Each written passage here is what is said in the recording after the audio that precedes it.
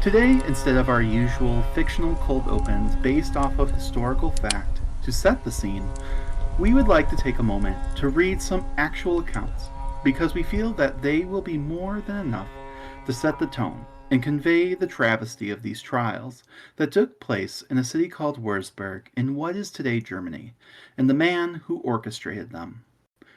The following letter was written by the Chancellor of the Prince Bishop of Würzburg, wrote to a friend on August of 1629 about the witch persecutions in Würzburg, Germany. It is taken from George L. Burr's edition, The Witch Persecutions, Philadelphia University of Pennsylvania History Department, 1897. As to the affair of the witches, which your grace thinks brought to an end before this, it has started up afresh, and no words can do justice to it. Ah, the woe and the misery of it! There are still 400 in the city, high and low, of every rank and sex, nay, even clerics, so strongly accused that they may be arrested at any hour. It is true that, of the people of my gracious prince here, some out of all offices and facilities must be executed. Clerics, electoral councillors, and doctors, city officials, court assessors, several of whom your grace knows. There are law students to be arrested. The Prince Bishop has over 40 students who are soon to be pastors. Among them 13 or 14 are said to be witches. A few days ago a dean was arrested. 2 others who were summoned have fled. The notary of our church consistory, a very learned man, was yesterday arrested and put to the torture. In a word, a third part of the city is surely involved. The richest, most attractive, most prominent of the clergy are already executed.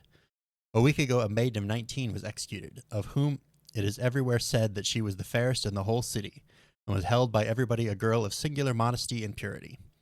She will be followed by 7 or 8 others of the best and most attractive persons. And thus many are put to death for renouncing God and being put at the witch dances, against whom nobody has ever else spoken a word. To conclude this wretched matter, there are children of 3 and 4 years, to the number of 300, who are said to have had intercourse with the devil. I have seen put to death children of 7, promising students of 10, 12, 14, and 15. Of the nobles, but I cannot and must not write more of this misery, there are persons of yet higher rank whom you know and would marvel to hear of, nay, would scarcely believe it, let justice be done. Though there are many wonderful and terrible things happening, it is beyond doubt that in a place called Fra Regensburg, the devil in person, with 8,000 of his followers, held an assembly and celebrated mass before them all, administering to his audience, that is, the witches, turnip rinds and parings in place of the Holy Eucharist. There took place not only foul but most horrible and hideous blasphemies, whereof I shudder to write.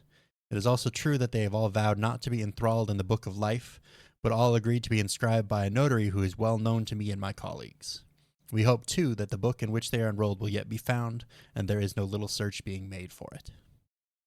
There's also a famous historical recording detailing the execution during the Würzburg witch trials, was published in 1745 within Eberhard's multi-volume work on magic and devil's influence. However, this widely cited list is in fact incomplete. It is based on a primary document that explicitly notes it only includes a section of the total executions, leaving out numerous other burnings that took place. And I'd also like to make a note of any execution outside of burning, because that's not always what happened. Additionally, the record only accounts for executions carried out prior to February 16th of 1629, even though the horrific trials continued on more than 2 additional years, even further by some accounts.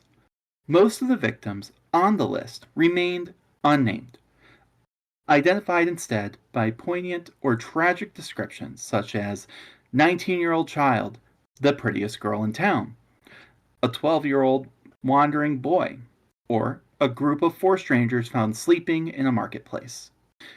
In this context, the designation of, quote, strange often simply indicated that the individuals were non-residents of Würzburg or were suspected of being Protestants.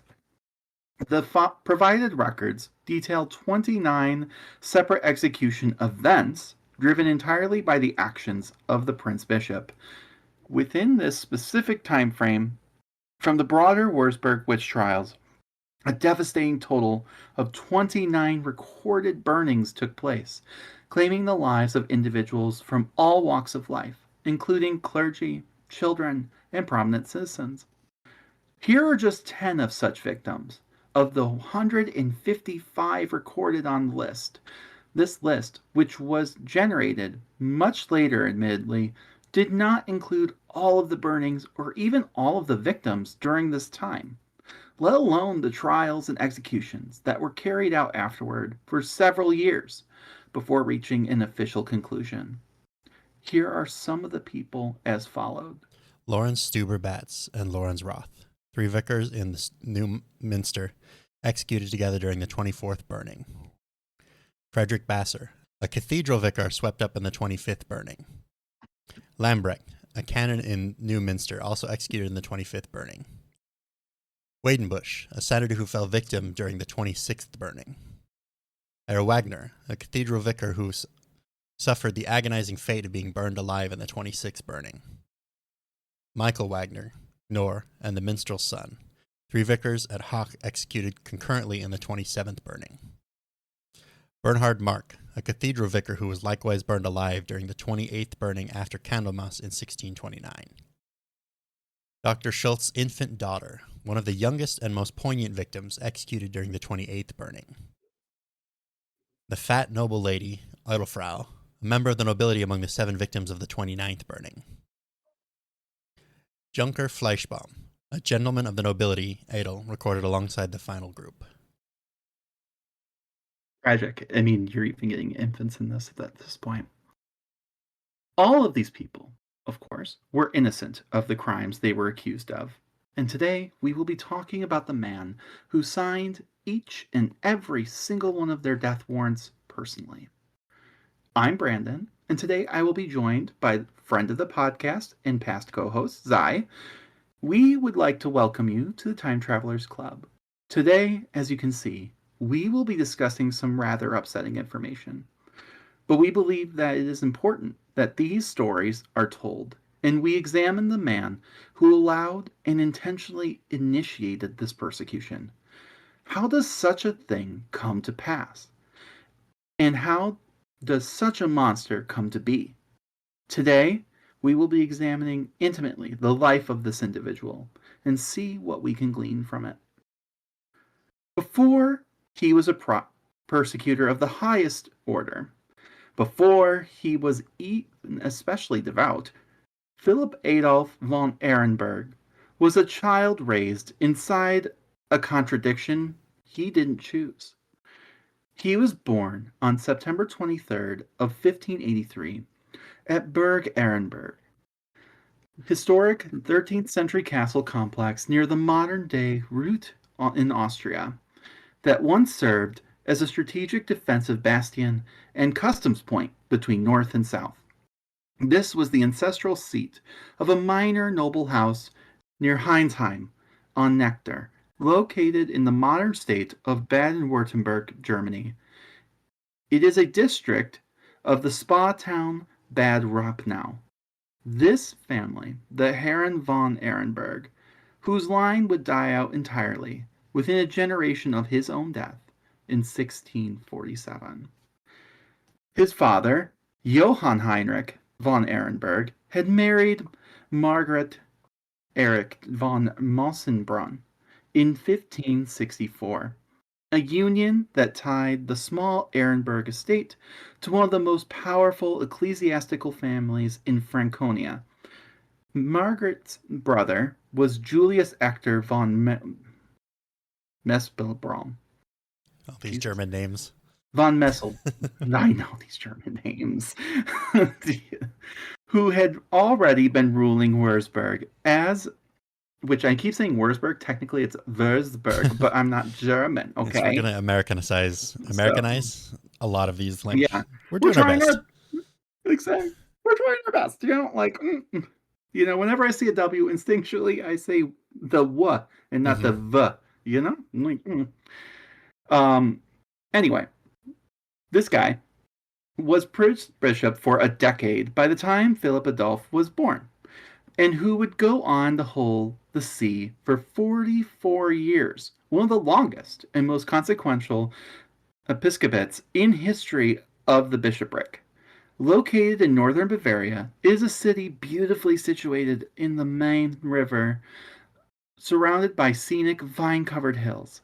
Today, it is renowned for its Baroque architecture, most notably the UNESCO-listed Würzburg residence, an iconic Marienburg fortress which overlooks the city, and its century-old Main Bridge. And Maine is like the river's name. It's not like the main bridge, though Mm-hmm. I'm sure it is the main bridge, but it's also literally the River Mm-hmm. Main Bridge.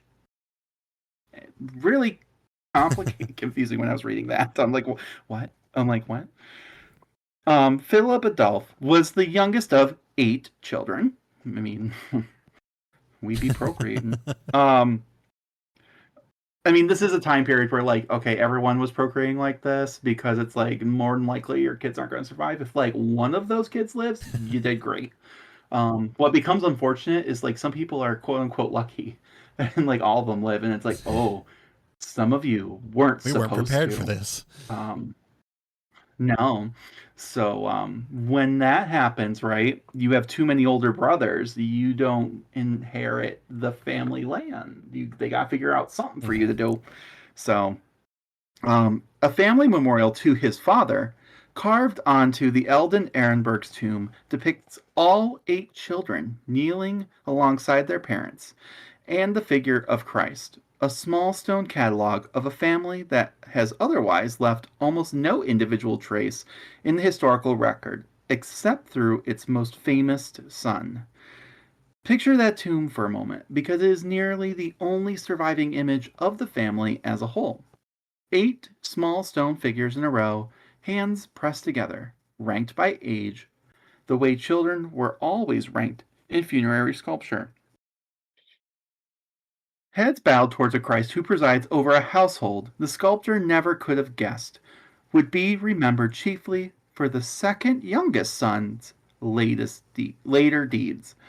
Berg Ehrenberg itself was no great seat of power. A modestly fortified house on a stretch of the Neckar Valley, the kind of minor noble property that dotted the empire by thousands, distinguished from its neighbors only by the accident of a marriage alliance.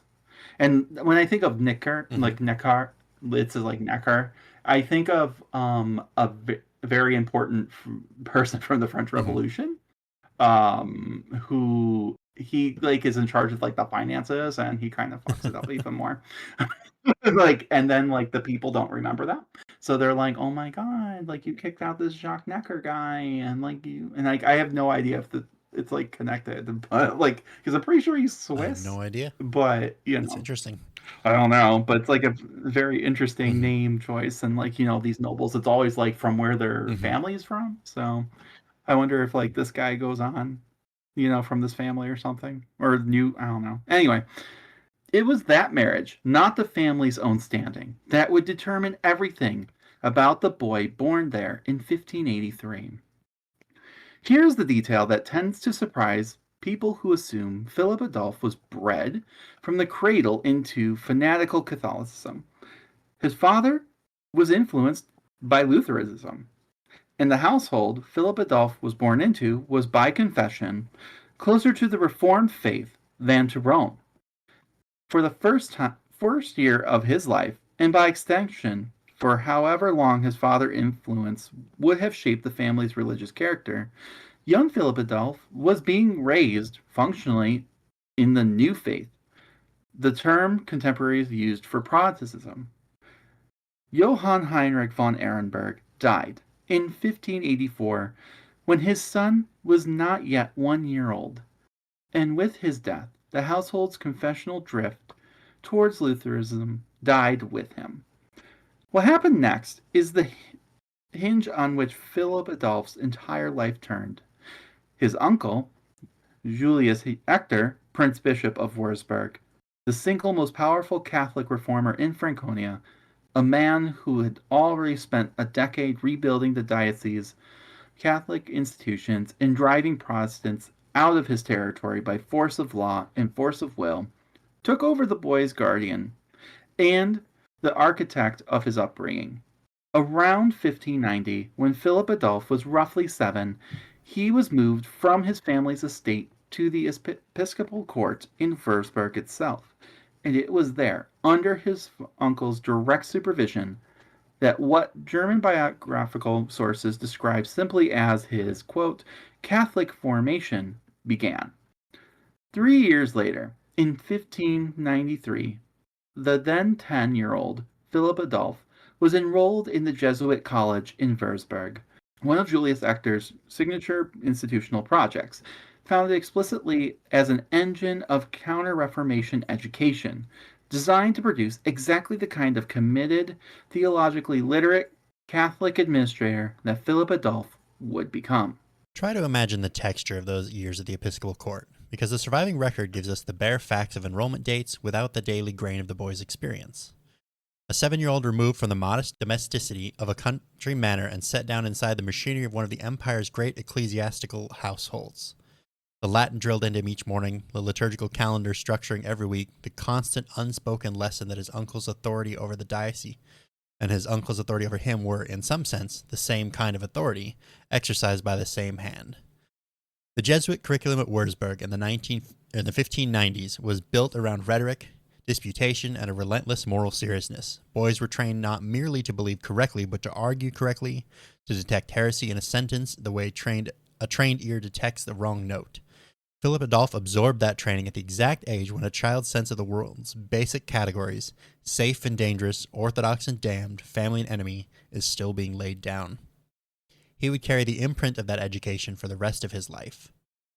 It's worth sitting with the shape of that childhood for a moment, because it explains something the raw facts of the witch trials cannot.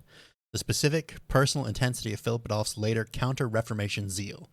He was not a man who inherited an uncomplicated Catholic identity and simply administered it. He was a man whose father had drifted toward the faith Rome considered heresy, who lost that father in infancy, and who was then remade, deliberately, systematically, starting at age 7, into the ideological instrument of the uncle who had, in effect, rescued him from his own family's confessional trajectory.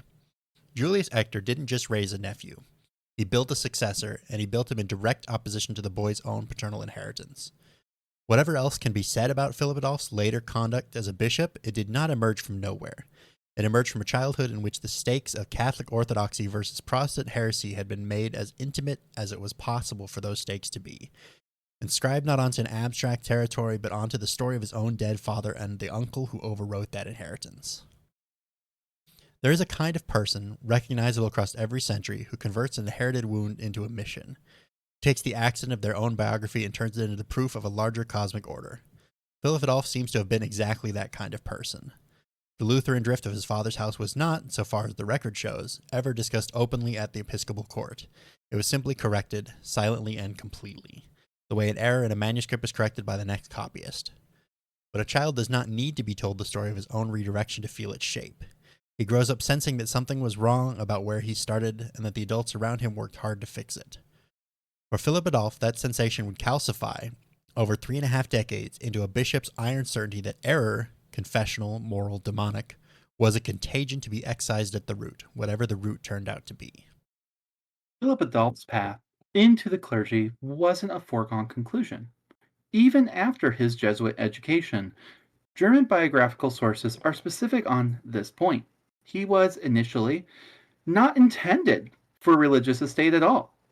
As a younger son in a noble family, his prospects would ordinarily have been run toward a secular career, land management, or minor court service, the usual channels for a nobleman's son who wasn't going to inherit the family seat. What redirected him towards the church was his older brother Peter's decision to resign his ecclesiastical benefice, the church's office, and their attached incomes that a noble family typically secured for its sons through influence and patronage. When Peter stepped back, Philip Adolphe stepped into those vacated positions instead, entering the clerical track less by original vocation than the family reshuffling. And there's not really a record of why Peter chose to do this. Just Throwing that out there because that's kind of wild, right? I mean, historically speaking, whenever an oldest son just decides, I don't want to do it, it's Yeah, pretty for sure. wild, you know? I mean, even like, I mean, of course, the higher up the tone pole, the Hmm. worse it is, but like, I mean, like when you have what's his face from England or whatever, and it's why we have the current royal Hmm. lineage, right? Because he decided he wanted to get married to a twice divorced American divorcee or whatever, right? And that was no bueno. So he's like, all right, I'll give it up. And then his brother Hmm. stepped into that role, and he wasn't really meant to, right? And throughout history, you see this where it's like you were not raised for that, and they tend to have Yeah, just a problems. little bit. They tend to have issues. They either are just incompetent or they go into the extremes. It seems not I always, feel like you they know. almost I have to mean, overcompensate a little bit for their lack of competence. yeah, like I mean, so for example, like in that scenario I gave, and God, I can never keep up with all their damn names, but the Me either. George, was he George? I don't know. Anyway, whoever Elizabeth's dad was, off the top of my head, there's too many of the same name. Hmm. Like he was known for a stutter. He was known for being quiet and not Hmm. great with people. And then of course his homeboy was just like bye, and like so he had to step into this role that he was never meant to be in Hmm. at all, and he didn't really have the personality for it. And yet he stepped up to the plate and then led that entire country through World War II. You know, Hmm. and people love him, and you know. Uh, but like he was such a nervous wreck, it ended up causing him to have like ulcers and crap. So, you know, he wasn't really Hmm. built for that. Um, Meanwhile, his older brother had all the personality and charisma and everything like that, but chose to just do his own thing to his own detriment. You Hmm. know, so um, but with that being said, this is like kind of we don't know why Peter stepped aside. We don't know if it was just because of like was it health? Was it because he just chose to not Hmm. do it? Because he wanted to get married? Because of scandal? We don't know. The point is, Philip Adolphe steps into this position instead because otherwise his family will literally lose everything. It's kind of weird because normally, like, it's kind of the other way around in these situations where it's like the oldest son has to be in charge of like the money making stuff, right? Like, so Hmm. they don't join the church, and then it's like younger sons, especially in like medieval times, like do join the church because it's like, okay, well, like we can make them like a bishop or something, you know, Exactly. We and can then give they'll them be some sort of power. yeah, it'll be politically advantageous, and like also we don't have to pay for their shit. And it's kind of like a weird loophole, right, Hmm. for them to like get land and crap. I mean, they can't have sex in theory, but they do, you know. But whatever. They just can't get caught. It's um, until Lutheranism. But um, that being said, you know, um, it's kind of like maybe the opposite here because he's going to be a prince bishop, and I don't know. It doesn't. I don't think they're allowed to have families like that. You know. So Hmm. I mean, I could be wrong, I'm not but sure. It's not my but area of expertise. I don't believe they are allowed to. If like we're saying Catholic, you're not supposed bishops, cardinals. None of them are supposed to have legitimate families, right? I mean, Hmm. unless it was from before their time, right? Before because you know Before some they people join stepped the into church, that role. yeah, some people join the church later or whatever, and it's a choice of their own, but typically a lot of these people are in it from birth, right? Uh huh. So while he, you know, Philip would have had the education, he would have actually probably had to have the freedom to go have a family and stuff because he wasn't like officially like a church like you know leader, but Hmm. the moment Peter stepped back, Philip would have also had to abide by this, which I mean, maybe that's what he wanted because it sounds like it was a pretty hardcore childhood. So, some For sure. internalized trauma going on. I So, can relate. yeah, some shame. And then we got to turn that shame onto other people. How dare you be happy? Exactly. But anyway, there is something almost comic, in a grim way, about how contingent the whole machinery of the Wurzburg trials turned out to have been at its origin. A brother's change of heart, a vacancy that needed filling, a family's instinct to keep its offices and incomes within the bloodline rather than let them pass to strangers. These are the mundane administrative gears that put Philip Adolphe on the road to the episcopal throne, decades before anyone could have imagined what he would have do once he arrived there. History rarely announces its catastrophes in advance. It moves them into a position through paperwork. In 1600, at 17, he became a domiciler, a junior non-voting member of the cathedral chapter, simultaneously in both Würzburg and Bamberg, a dual appointment that reflected his family's connections in both Franconian sees. What followed was not a young man locked away in a provincial seminary hall, but something closer to an aristocratic grand tour with a theological spine. Between 1602 and 1606, Philip Adolphe traveled and studied across some of the most important centers of Counter Reformation Catholic culture in Europe. Rome in 1602 and 1603, at the literal seat of the papacy during the Counter Reformation's institutional peak, then Salamanca and oh god damn it, these Spanish names. Valladolid. I know, I went from like German to Romance. I'm like, damn it, I'm not prepared. In Spain in 1603 and 1604. Cities that were among the intellectual strongholds of Spanish Catholic orthodoxy and scholastic theology. And then finally, Paris, around 1605 and 1606, by which point the French wars of religion had only recently quieted, and the Catholic Protestant tension remained a live civic reality.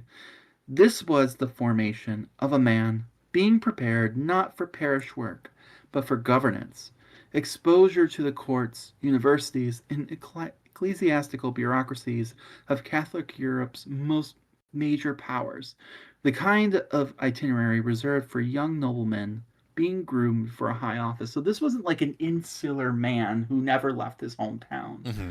Like he went to like the big places, the big places.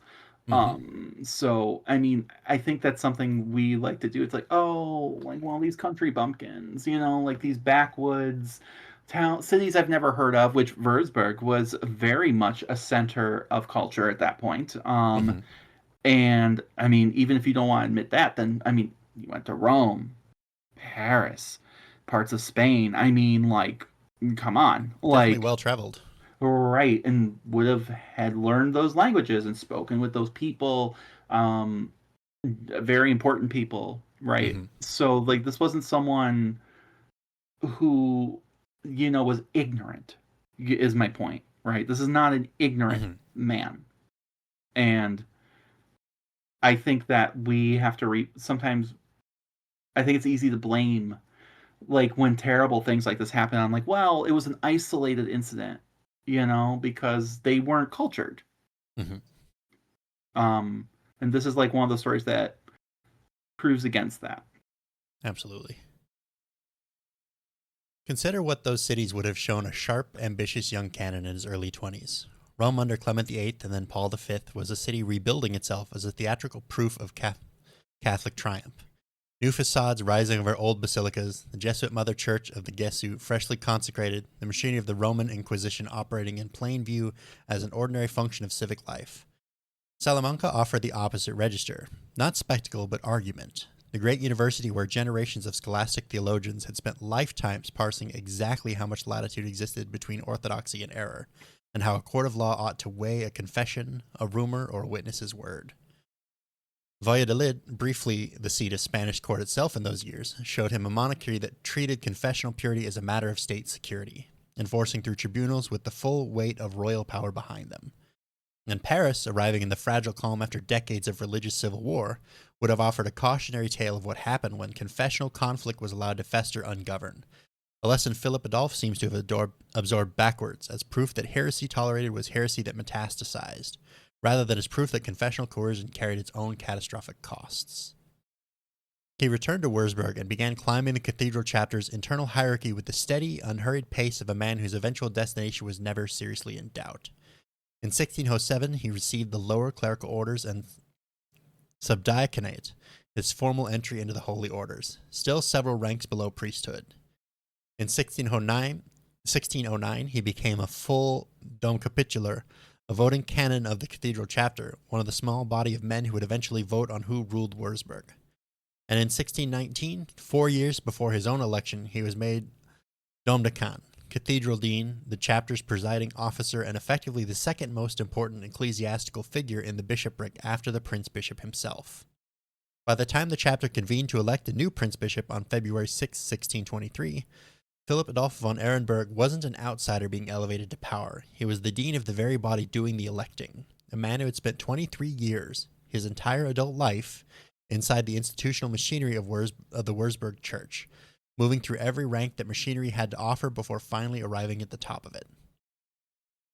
Pope Urban VIII confirmed the election on March 19, 1624, and Philip Adolph inherited not a stable, thriving territory, but a bishopric already staggering under the early financial weight of the 30 Years' War, which had begun 5 years earlier in 1618. The diocese was heavily indebted. The cost of maintaining its own troops, payments owed to the Catholic League, and the repeated, ruinously expensive quartering of both League and Imperial soldiers passing through the Franconian territory had drained the treasury.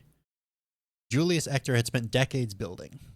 One of Philip Adolph's first acts as bishop was, in fact, an assertion of independence from his immediate predecessor's policy rather than his uncle's. Johann Gottfried von Auschhausen, who had ruled Wurzburg between Julius Ector's death and Philip Adolph's own election, had joined the sees of Wurzburg and Bamberg under a single bishop. Philip Adolph dissolved that union almost immediately upon taking office, against the express wishes of both the Emperor and Bavaria, the two most powerful Catholic patrons in the region. It was an early sign of a trait that would define his entire reign, a willingness to act with total conviction in matters of religious and institutional principle, regardless of the political cost, and regardless of who he had to defy to do it. It is a telling first move for a new prince-bishop to make, not a gesture towards mercy or fiscal caution or consolidation with allies, but an act of unilateral institutional separation made against the wishes of the two most powerful Catholic patrons he had. Even before the trials began, Philip Adolph had announced, in effect, the operating principle of his entire episcopate, that he answered to no one's political calculation but his own reading of what Wurzburg's integrity required. That same operating principle turned toward the question of witchcraft rather than diocesan administration would prove catastrophic within 2 years. To understand what happened next, we have to understand what a prince bishop actually was. Because as we've already kind of covered, that's we know about princes, we know about bishops, but prince bishop is in the English speaking world, not super common. Honestly, in most part, you don't see it much in French history. You don't see it much. I mean, there might be a prince, someone who could have been a prince but then became a bishop, right? You see, like the brother of the king, which would normally be a prince, is a bishop, right? But they're not usually both. Like, it's like, you can't be a prince because you're a bishop, right? And you can't be a bishop if you're a prince. So, but here we are seeing those two words like just slammed together. So in most of Europe, the men who ran the church and the men who ran the state were, at least in theory, different people answering to completely different authorities, right? Mm-hmm. In the ecclesiastical territories of the Holy Roman Empire, that separation exists because if you want to go listen to our Holy Roman Empire episode, it's a mess. It's like everything you think you know, wrong. And if you think you got it, you don't. Just kidding. There's just too much going on. Too many rules, sub-rules, rules that are outside those rules, rules that contradict those rules. Except when they don't. So, a prince bishop held both offices, like at the same time. He said mass, ordained priests, guarded the sacraments, and he also raised taxes, not tithes, not like that. That's a different thing. It's pretty much a tax, but like this is like actual taxes, right? Mm-hmm. Commanded soldiers, which, to be fair, in the past, like 500 years before this, like bishops did actually raise armies and crap, like holy. It's like where we get the Knights Templar and stuff, but Absolutely. that really hadn't been a thing for a hot minute. And so he's appointing judges, which This is all secular stuff by that point, and Uh, decided who lived and who died in his borders. Um, so that's cool. um, and there's no crown or anything to check him. No parliament, nothing. No check on that power. I mean, I guess the only seems like a well balanced government. yeah, I mean, I guess the only check would be like if you got elected in the first place, right? Like, I mean, I guess in theory it's an elected position, but like his Hmm. uncle, like who's probably remembered pretty fondly, right? In a way, kind of Hmm. vouch for like, oh, this is like his scion, this is like his protege, like you've got that going for you, and also like all you have to do is convince them to get in there. Exactly. Once you're in there, you have all the power. Correct. We struggle with that today, which in theory Yes, checks we do. and balances. So when you don't even have the like, once you're in, it's like, aha, like I got you. You better follow along. So, his conscience was functionally the law. Like that's like it feels right. It feels bad. Like Because that's always a sound basis for governmental decisions. Is it's the way I feel. it's literally like I'm just imagining. I'm like, no facts, just vibes. I think you need to die. Just a vibe. You're giving bad aura.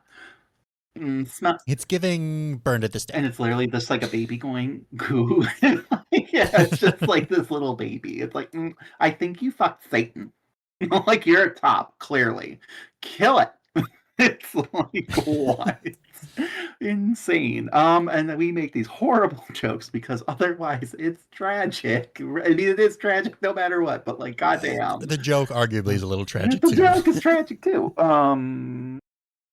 But I mean, God, like, how do you put a literal baby on trial? Like, how? Like, literally, I've been doing this crap for a long time. And, babies die, right? And there's babies who get killed, right? Hmm. Like, but it's more like a murder situation, not a Yeah. literally put on trial situation. This is a new one for me. I mean, I'm not necessarily surprised it's happened in history. I mean, like anything's possible, but like Yeah. to be like, oh wow, like there it is. Okay, haven't seen that one before. Literal baby trial, baby execution. That's crazy. You It's know, absolutely wild. usually it's in conjunction. Like if you see this kind of stuff, it's like okay, this royal like it's like a royal thing typically, and it's like Hmm. okay, we're ordering like essentially it's more of like a family annihilation. You can't have any heirs around, right? It's not like that they're actually guilty of anything so much as Yeah. like you're guilty of being related. I'm sorry. like sh- like so it's more of like again like a murder that the state approved of. Hmm. Not like an actual ooh, we're accusing this baby of a crime. That's crazy. That's wild. Well, that's what happens when you have your religious institution and your secular government be the same body. Literally, you end up Correct. with you know that kind of rule. Yeah. It's like I God. had more of a thought there, and it escaped my brain as words were coming out of my mouth. I mean, it's like even like if you go like way back, and you're thinking like, well, babies were sacrificed. Like that's still different. It's bad. It's all bad. No Hmm. matter what, it's bad. But like, it just feels a little different. Like this is like, oh, I have to sacrifice children because whatever. No, this is like literally and like everyone in the room understands that the baby didn't do anything wrong. It's probably why they're sacrificing the baby because it's innocent. It's sad, Hmm. terrible, hate it, but like Yes. but this is literally like I'm killing this baby because it's clearly doing the worst thing humanly possible. What? Wow. Tell me you don't like children without telling me you It's don't like it's so children. much. It's just so much. Anyway, like does God. Anyway, this fusion of offices is the singular most important structural fact for the entire story, right? Because it explains why the Würzburg trials could achieve a scale that a purely secular court, answerable to a prince or anyone who's not, you know, in religion, right? Mm-hmm. had to weigh clerical objection. Like, so, like, with Salem, which comes, like, almost, like 90 years later, or whatever Mm-hmm. later, right? Like, those end because a judge, like, from Boston, like, is go, whoa, whoa, whoa, whoa, slow your roll, my guy, right? Mm-hmm. Um, there's, like, outside objection to this, like, and, like, those people are also kind of, like, semi-religious, so it's a little weird, but, like, at least there's, like, an Mm-hmm. uncheck on that, right? Yeah. That's not what's happening here. There's- So, like, I am the fat, it's giving that vibe. Um, so like, there's no, like, clerical objections. There's no, or a purely, like, ecclesiastical, like, tribunal constrained by, like, canon laws, own, like, procedural cautions. Like, you'll see that with, like, the mm-hmm. Inquisition and other places. Like, even when, like, you don't have, like, a secular person getting involved, like, you'll have, like, all these. There was, like, a big witch trial in Spain that's really famous for this, like, out in, like, God, like, in the Basque region, right? And it's like, oh, these people speak funny, like, kill them. Uh-huh. And you're like, no. And, like, some outside inquisitors come along, after a couple people die, and they're like, no, you need to let these people go. They're Mm-hmm. not speaking tongues. This is their language. Stop it. Stop it. So, like, I mean, it does check itself internally sometimes, but there's no outside here. There is just, like, Yeah, there is no external check. there's no one higher than him other than, like, the freaking Apopa or, like, cardinals and crap. Like, I don't know. Mm-hmm. Like, no one nearby. That's all I know. So with that being said, um, Philip Adolphe did not need to persuade a rival authority that a given suspect should die. Like we kind of saw with Heinrich last, like the Mm-hmm. hammer of which, whatever, that guy. Kramer last week, he had to, like, appeal to the bishop, and the bishop's like, no, stop it. That lady gave you the stank eye, that doesn't mean you kill her. So he doesn't have to worry about Mm-hmm. that. He was simultaneously the theologian who determined that witchcraft was real and diabolical, the head of state who determined that it was a crime against the territory, and the magistrate whose court tried the cases. Every check that existed elsewhere in Europe, the friction between competing jurisdictions, the negotiations between crown and church, the appeal of a higher secular court, collapsed into a single office, which is probably why he also split Würzburg from Bamberg. Mm-hmm. Because Because it could have been a check. correct. Or you could have had that office, like, being like, actually, sir, you can't kill babies. Someone needed to be like, sir, you can't kill babies. Like, well, then you'll die too. um, and that office belonged to a man who had been raised from the age of 7 to see confessional purity as the central fact of his own existence.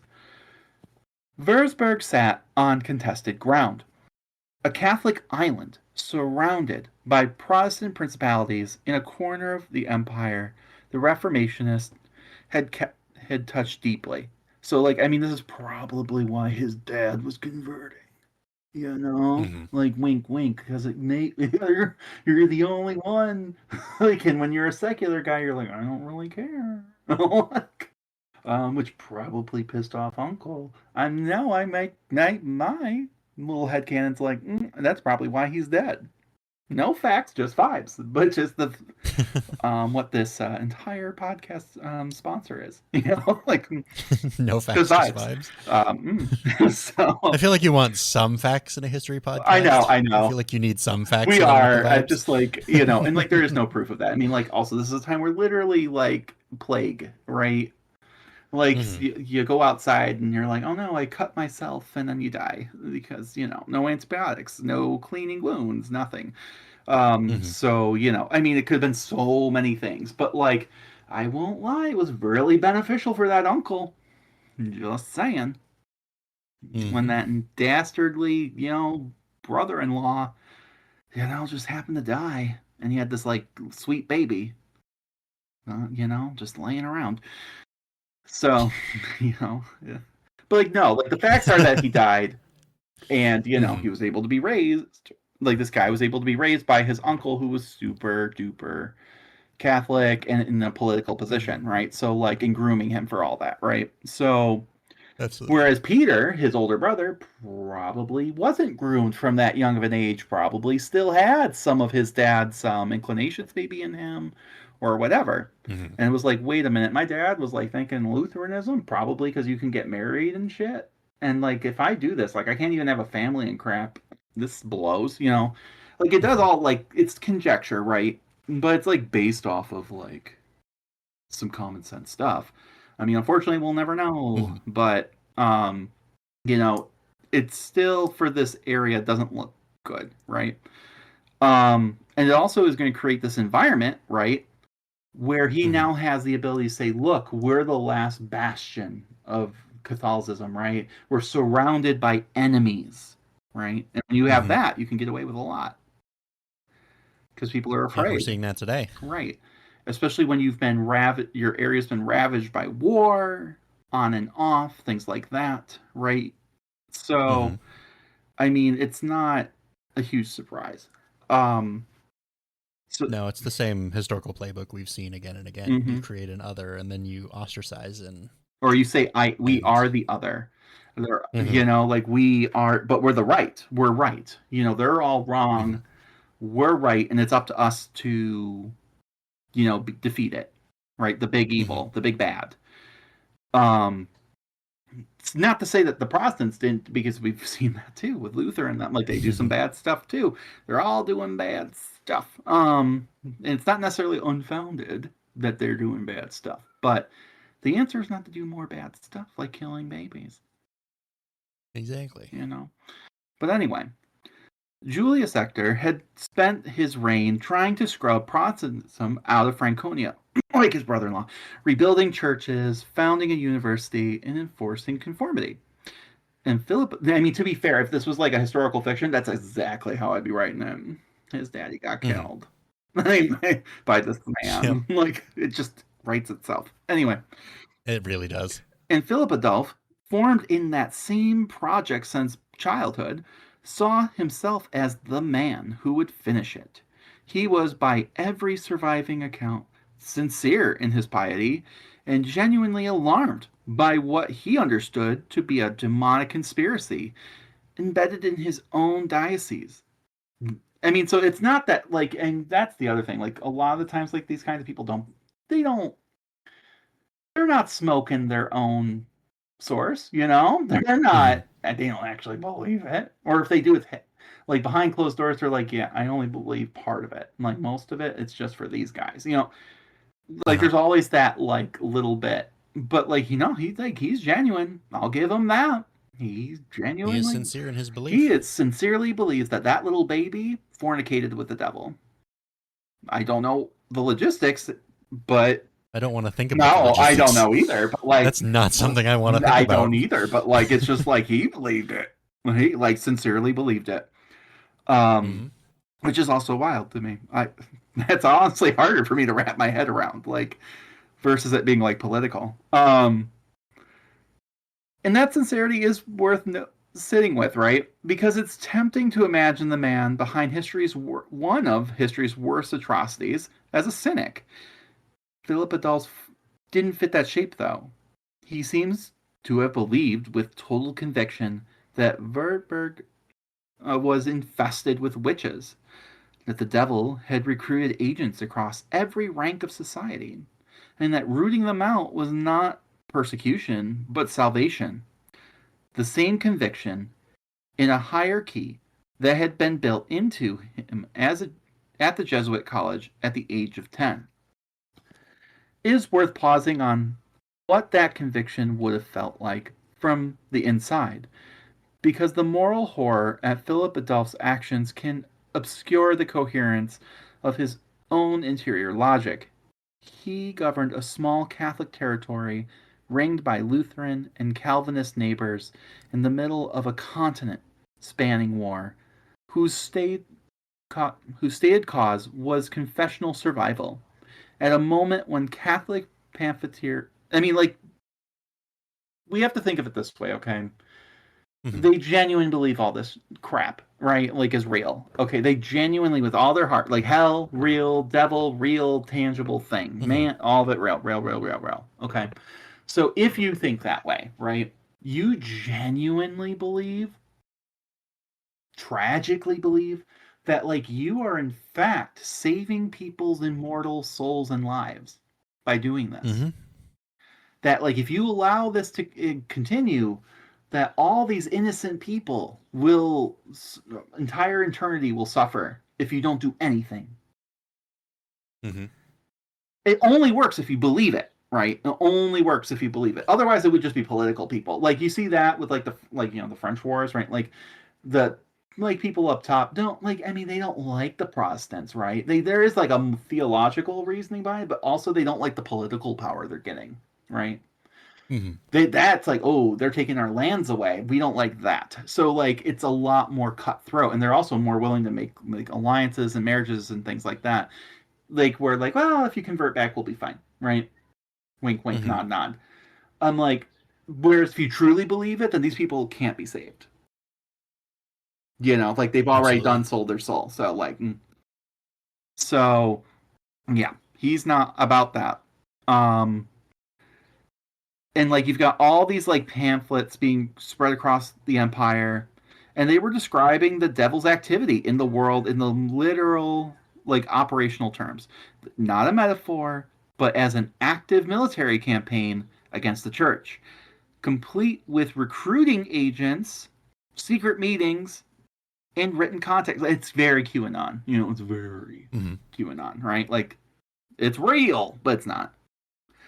Um, so if you accepted that framework as plainly as Philip Adolph did, then a demonic conspiracy operating inside your own walls was not a paranoid fantasy, but the single most urgent security threat a Catholic prince could face. More urgent, in its way, than the Swedish army eventually massing on the horizon, because this enemy could not be seen, wore the faces of neighbors and colleagues, and by definition had already infiltrated institutions meant to stop it. A prince bishop, I mean, and we've seen this horror too, right? Like, Mm-hmm.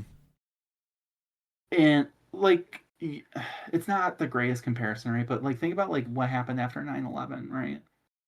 Mm-hmm. And how people, especially of like Middle East or like Central, like honestly, Indian, Sikhs, like anyone who Mm-hmm. looked not European, not Latin or like East Asian, right? How they Mm-hmm. were treated, right? Mm-hmm. Like it's like they're all terrorists secretly, and it's even right now with what's going on with ICE, Mm-hmm. you know. Well, when you live with that kind of religious paranoia, the only way to deal with it is to paint with a broad brush. You can't see Mhm. context. You can't see the different individual differences at that point. Because the second you start seeing those individual differences, it challenges your whole worldview. Correct. I know that from personal experience. And that can't, like, I mean, when you're raised like this, that's never an Mm-hmm. option. Like there's no way I'm wrong. There's no way that my worldview that I was raised to believe is ever going to be wrong. So it must be the other way. And anyone who challenges my notions of what a good person is, who I know, anything like that, is immediately under suspicion. Mm-hmm. But then also eventually the paranoia goes to also the people I do know and trust, because maybe I trust them too much and maybe that's their plan. It's not good. Well, that's the whole to not to call Catholicism a cult, but that is the whole framework of a cult mentality. That is Well, anything that challenges the beliefs of the cult is something trying to undermine it and to be feared and to be distrusted. I mean, And the thing is, we saw that with Lutheranism, right? Like we saw that with Luther. We mm-hmm. saw it with, like we've seen it with other religions and stuff. We saw it with the Roman religion. We've seen it. Mm-hmm. So, like, I don't necessarily believe that just by itself, Christianity itself, oh, like they're calling they're bad people. Not necessarily, But anyone can take something and like, especially over generations, like they've been doing, Mm-hmm. reinterpret it into something wackadoodle, right? I mean, it's Mm-hmm. like, and unfortunately, sometimes those people, because they're so their convictions are so strong, they're willing to take it to the highest places. It fuels their Mm-hmm. ambition, right? They're never going to be content just stewing with this at home, right? Not when they believe people's souls are actually in danger, right? So it's not, Absolutely. and that's why we're seeing some of that today, like with religious extremists coming into political power, right? Because that Mm-hmm. is the goal for them. It doesn't mean that every person who's religious thinks that way. Not at all. No, not in the Not slightest. even. Like it's such a small fraction, but yet it doesn't matter because the rest of the majority aren't the ones passing the laws. They're not the ones Mm-hmm. who have their at their fingertips like bodies that they can use to enact their beliefs and enforce their convictions, right? Like Mm-hmm. that's the problem. If you let those kind of people in, then it's like, okay. And then people eventually, when it all maybe settles down, turn their backs on other people, right? Who weren't like that, who were like decent, good people, who didn't agree with any of Mm-hmm. that at all. But it's like, but because your belief system is the same, quote unquote, the same as the people who did all these terrible things, it's like we can't Mm-hmm. trust you either. So I don't want to necessarily lump every Christian, every Catholic, or No, anything like absolutely not. that because but like, and it can happen in any religion. You have extremist Buddhists, in like Japan and Mm-hmm. stuff like that, who went to war with like Nobunaga. They were not chill Mm-hmm. people, who had political power and could enforce their beliefs on people.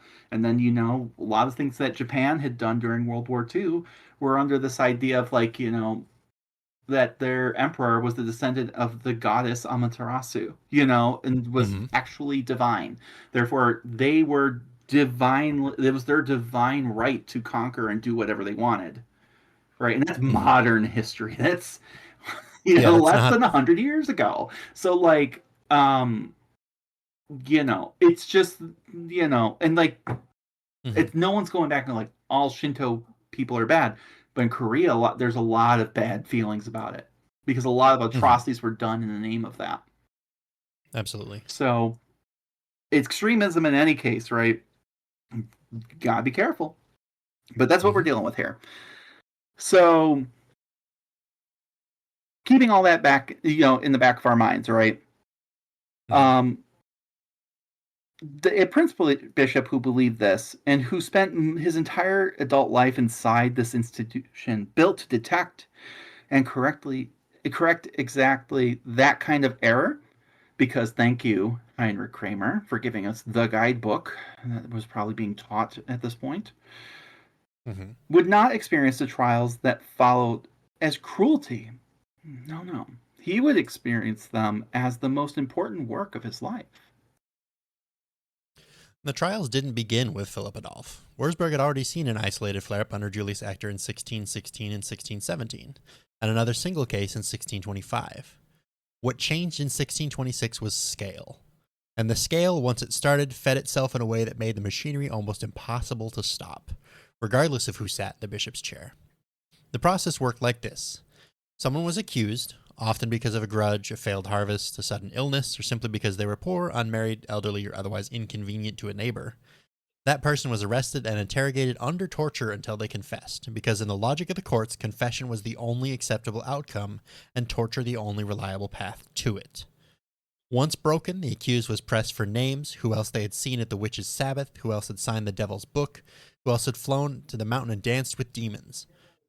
Those names became the next arrest. Those arrests produced more names under more torture, the list grew geometrically, and there was no natural ceiling on it, because the confessions themselves manufactured the next round of suspects. The instrument used to extract those confessions were themselves standardized, almost bureaucratic in their consistency across the trial records.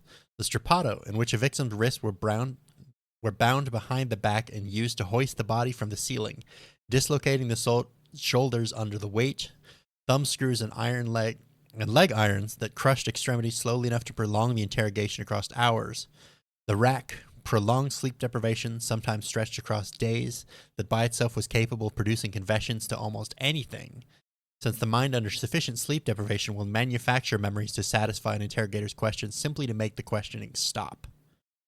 Court-appointed physicians were sometimes present to certify that a suspect could withstand further torture, a grotesque medical function that lent the entire process a veneer of clinical order. None of this was improvised cruelty. It was procedure, refined and repeated hundreds of times, with clerks recording the sequence of questions and the escalating stages of torture with the same flat administrative diligence a modern bureaucrat might bring to a compliance audit. This is the detail that separates Wurzburg from the popular image of a witch trial as something that happened to isolated old women in remote villages. The chain reaction logic of denunciation ate through every social barrier the community had. Contemporary accounts describe confessions naming a supposed gathering of thousands of witches at a site called the Frauenberg, with the devil presiding over a mock Eucharist. Once such a gathering existed on paper, in principle anyone could have been there. Wealth didn't protect you, clerical office didn't protect you, blood relation to a bishop himself didn't protect you. There was also a financial engine underneath the machinery, and it bears Philip Adolph's personal signature.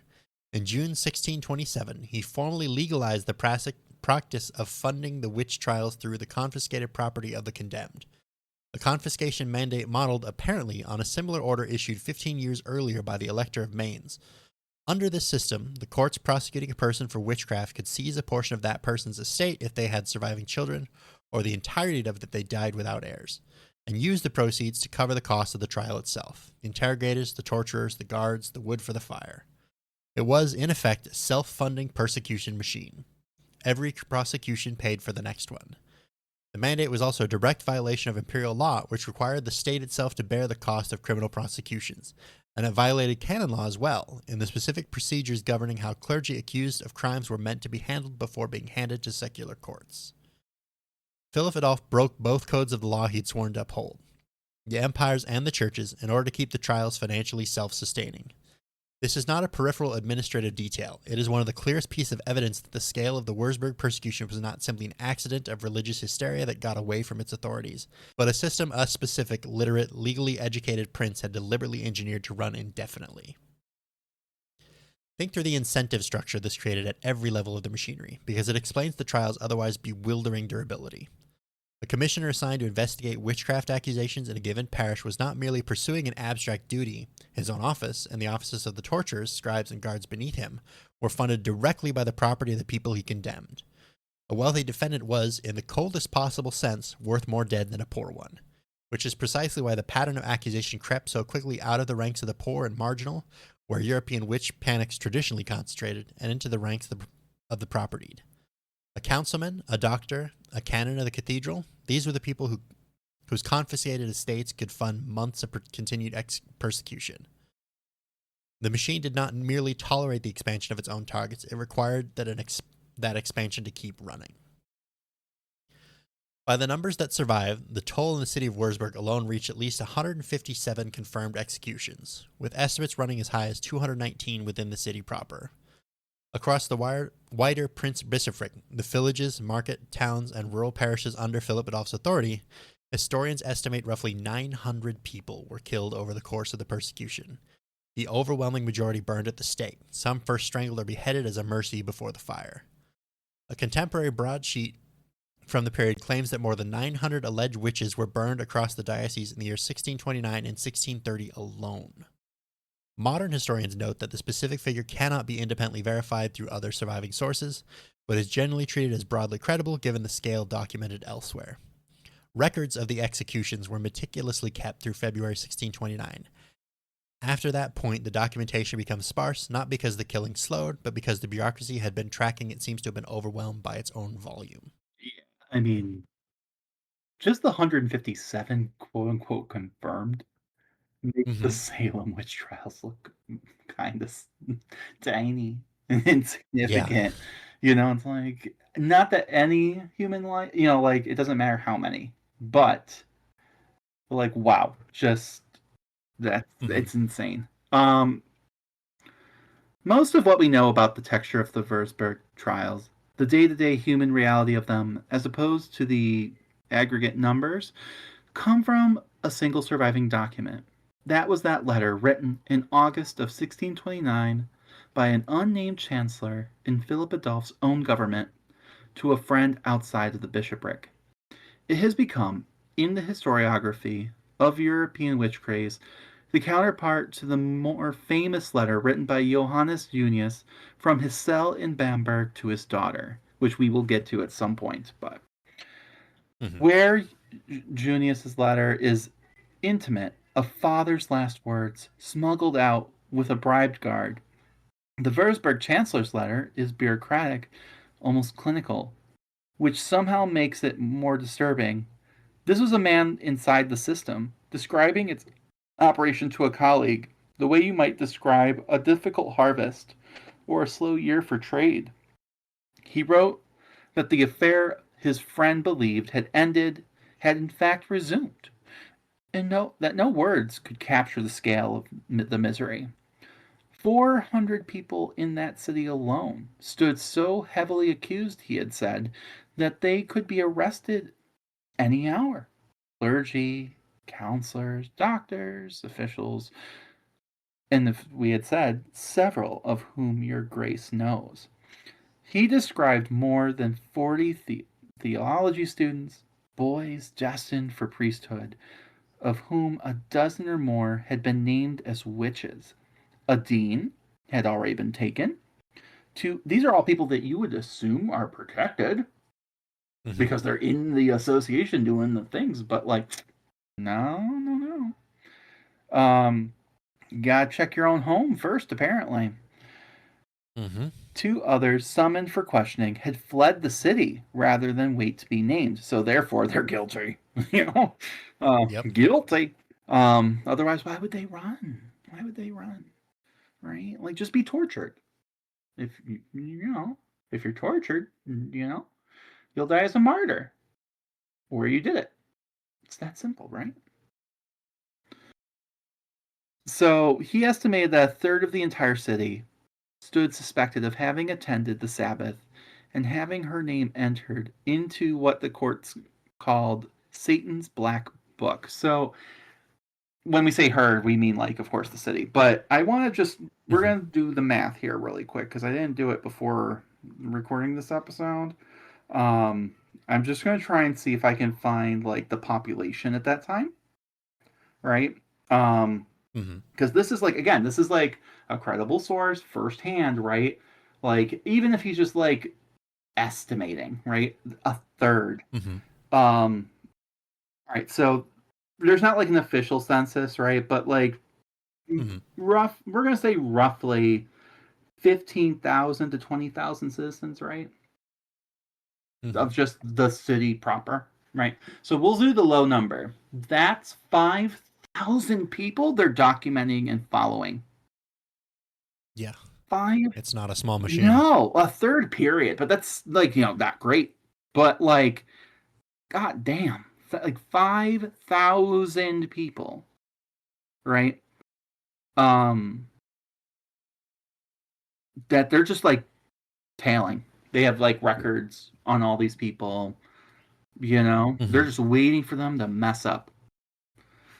Like there's a point where it's no longer just ladies and, like old like ladies and stuff. Like, like Hmm. the, and I mean, those were the first probably people who were accused, but then, like, of course, you start running out of those. So, and if like you really believe this is still going on, it's like, well, clearly, like they can't just be going through all these like poor people. There's got to be some rich people who are involved, some men, So, Well, and you have to think about how many people were actually believing this mm-hmm, versus how many saw it as a means of gaining property. Because, like we said, the system fed on itself. It paid literally to target the wealthy and the upper crust of society at this point because of those laws that he put in place that were direct violations of the law. mm-hmm.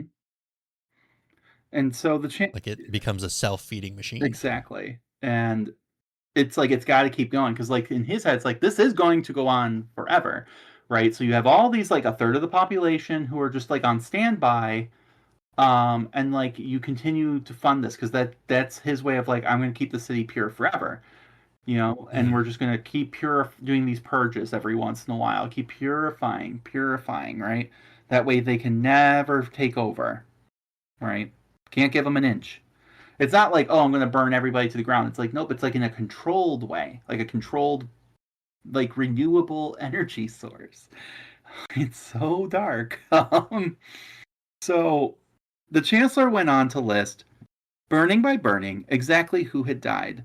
A page of noble birth executed in the courtyard at 6 in the morning and left on his bier through the day before being burned the following morning alongside a 10-year-old boy, two daughters of a Senate steward, their maid, and a rope maker's wife, an innkeeper, an 11-year-old boy burned together with an apothecary's wife and her daughter, with a footnote that a woman who played the harp had hanged herself before her execution could take place, as though suicide were a kind of loophole worth recording. A tanner, two 12-year-old boys, a doctor's daughter, a 15-year-old girl, a second noble page, beheaded at dawn at the same courtyard and burned the next day, beside the wife of a court secretary. Which, I mean, think of that one too, right? Like, if she's still Hmm. alive, she's tied to a stake, right? With a Hmm. headless child's body. And those are your last moments. That's, it's dark stuff. Hmm. Among the executions, the letter singles out is a 19-year-old woman noted specifically for her beauty and modesty. A detail the Chancellor seems to have included precisely because it disturbed him. Evidence offered almost involuntarily that the machine had stopped distinguishing between plausible and impossible, which, I mean, in and of itself is gross because he was objectifying her. Like, but like, there's all these like pretty. Now we're just killing all the pretty ones too, and that's dumb. You're Hmm. like, oh, okay. But like, if you believe in witches, you would think the prettiest ones are actually the worst ones, right? Because like they made you believe that they're, good. But it's like you're damned if you do, you're damned if you don't. If you're old and ugly, Hmm. oh, you must be a witch because you can't hide the evil. But like if you're pretty, it's like, oh, you must be a witch and because you're just too pretty and you must be hiding the evil. You're like, which Exactly. is it? If is it? And then I guarantee you, if you're too plain, that's suspicious too. Like it's like no, There's no winning. no winning. There's no winning in witch hunt roulette. So read closely. The letter structure tells its own story about what happened to the writer's own sense of scale. It begins with something close to a formal reporting numbers, categories, official titles, and slides, burning by burning, into something closer to an obsessive private accounting, as though the Chancellor could not stop himself from naming names, even as he protected his own position by declining to name himself. He does not editorialize. He does not once suggest that the confessions might be false. I mean, probably because if it gets intercepted. Hmm. Um, or the process corrupt, or that the Prince Bishop might be mistaken. And yet, the sheer act of compiling the list, the tanner, the boys, the doctor's daughter, the beautiful and modest 19-year-old girl, reads as a kind of confession of its own. A man working through paper what he could not permit himself to say aloud inside the bishopric's own walls. He was, by every indication, not a dissenter. He continued to serve, of course, and still something in him needed a friend outside the territory to know exactly what the numbers actually contained. Stripped of abstraction, that made 400 accusations easier to carry than 400 names. The letter reads like a ledger because essentially that's what it was, an internal account written by a man who was not a dissenter, who was not trying to expose or stop what he described, who nonetheless could not fully suppress his own horror at what the numbers had become. And this is where it gets interesting too, right? Because you could read the letter almost two different ways, right? On the one Hmm. hand, you could read it as him kind of like dissenting, right? It's like, oh, hey, yeah, it's been pretty crazy here. We've got a lot Hmm. of witches in here, like people I would never have guessed. You probably think is weird too. Here's some people, maybe send help. you know, or it could be that read the other way, like, oh my God, look at this. Like, I would never have guessed. Good, thank God we're getting rid of them. Hmm. It's hard to Right. gauge the context of the letter. Right. And well, and that's on purpose, right?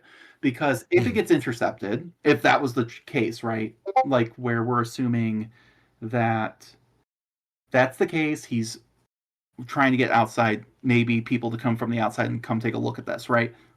You don't want, and if it Mhm. gets intercepted, you don't want people to think you're a witch and you're dead too, right? But Mhm. on the other hand, it could literally just be like, look at all the great work we're doing here, you know? Mhm. And it's really hard to tell. And I think that's what's the scariest part of all. Absolutely. And the demographic sweep of the Wurzburg trials is one of the things that makes them historically significant beyond their raw death toll. Early modern witch panics, while they stayed small, tended to follow a predictable pattern. Poor, unmarried, or widowed women, usually older, usually already on the margins of their communities. Wurzburg began that way, but as the denunciations compounded, the pattern collapsed entirely. Men came to make up the majority of the executed in the later years of the persecution. Between 19 and by some counts over 40 Catholic priests were burned, a staggering fact on its own since it meant the church was consuming its own clergy in the name of defending the faith. Canon law technically required that clergy accused of serious crimes be handed over to secular authority through a specific procedure before facing execution. Philip Adolph's administration, in its haste, did not consistently observe even this formality. City councilmen, court assessors, doctors, and university trained officials went to the stake beside servants and laborers. Members of the university itself, masters, students, men who existed at the very institution Philip Adolph nominally governed, were denounced as hexer, sorcerers, and consumed by the same process. And children died. At least 49 children under the age of 12 are confirmed among the executed, many of them wards of the Julius Spital, the orphanage and school Philip Adolph's own great uncle had founded as an active Catholic charity a generation earlier. That's messed up. That's so fucked up. Oh my God. Yeah. Like his uncle created it's like the slaughterhouse for these kids. It's like, oh, we can observe them. And then if we don't like what we see, we can kill them. Like, that's so dark. That's so dark. Oh Mm-hmm. my I God. mean, it gets worse. Oh, of course. Con- Confessions extracted from these children described intercourse with demons, testimony that could only have existed because interrogators asked leading questions of terrified children until the children supplied the answers those questions demanded, then recorded the answers as spontaneous confession. Some victims were reported to be as young as 3 years old. Caught up not because any coherent theory of witchcraft could accommodate a toddler as a conspirator, but because the logic of denunciation, once a parent or sibling had been named, swept up an entire household almost automatically. A family accused was, in the eyes of the court, a family suspect down to its infants. What made the Julius Spittle connection especially bitter for anyone tracing the through line of this story is that the orphanage existed as a monument to exactly the kind of institutional Catholic charity Julius Ector had spent his episcopate building. Hospitals, schools, a university, an entire apparatus meant to demonstrate that Counter-Reformation Catholicism could outperform Protestantism not only in doctrine but in mercy. 3 decades later, the children raised inside the same charitable institution under the nephew Julius Ector had personally trained to carry that mission forward were being marched from its dormitories to a court that tortured them into describing demonic intercourse and then to a stake. The machine did not spare the very population its founding purpose had been to protect. It consumed them with the same procedural indifference it applied to everyone else. And like these kids were tortured, right? And Mm-hmm. I am concerned that because there is a guideline on how you are supposed to torture witches, right? Mm-hmm. That they wouldn't, like I feel like kids break under like the smallest amount of stress. They would have just ignored that. They've been Mm-hmm. like, "Oh, you're already crying. No, no, honey, we still have to stab your legs like 6 times." Like I thank you for admitting it, but we still have to do it. It's like Yeah. I am terrified to think of like what I mean. Like it's already bad. It's already bad news bears, all of it. But like, my God, what Yeah. these kids had to have gone through in their last moments, right? And not understand. Like as an adult, like at least like we understand, right? Like we Mm-hmm. understand sex, we understand intercourse, we understand, all that. But like I'm sure there was sexual abuse involved by that point too. Mm-hmm.